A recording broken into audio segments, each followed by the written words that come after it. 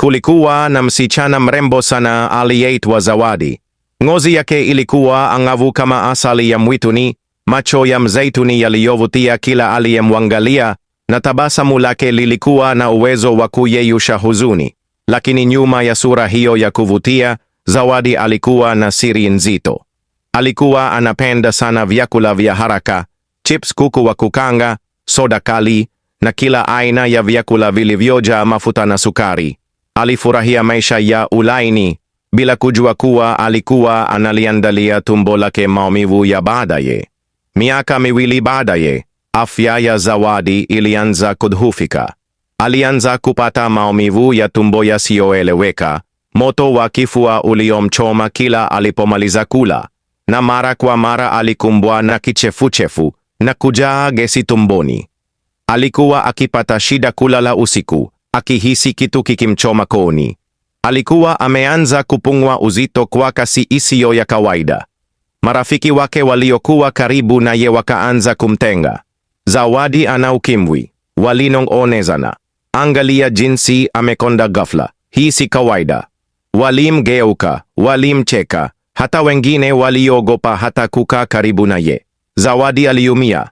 Alilia usiku mwingi akitafakari alikosea wapi. Alijaribu kila aina ya dawa, alitembelea hospitali nyingi, lakini hakuna kilichomsaidia. Alikata tamaa.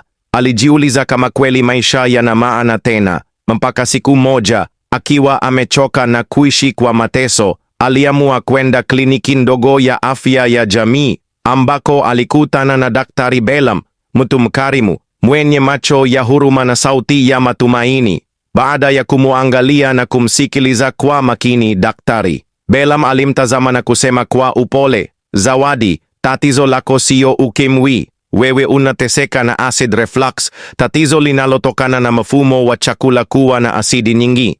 Na hii ni matokeo ya aina ya vyakula unavyokula. Zawadi alishangaa. Kwa hiyo sio ugonjwa wa kudumu? Aliuliza kwa sauti ya kutetemeka. Dr. Bellam alitabasamu. Hapana. Lakini unatakiwa kubadili mtindo wa maisha yako kabisa. Acha vyakula vyenye mafuta na sukari nyingi. Kula matunda, maboga mbichi, epuka kula usiku sana, pumzika vizuri, na usisahau kunywa maji ya kutosha. Zawadi aliamua kubadilika. Alianza kuishi maisha ya kiafya.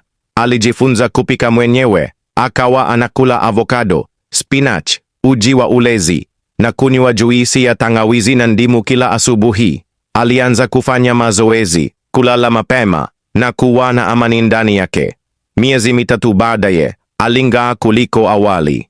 Alirudisha uzito wake wa kawaida, ngozi yake ikawa ya kuvutia zaidi, na maumivu yote yakatoweka.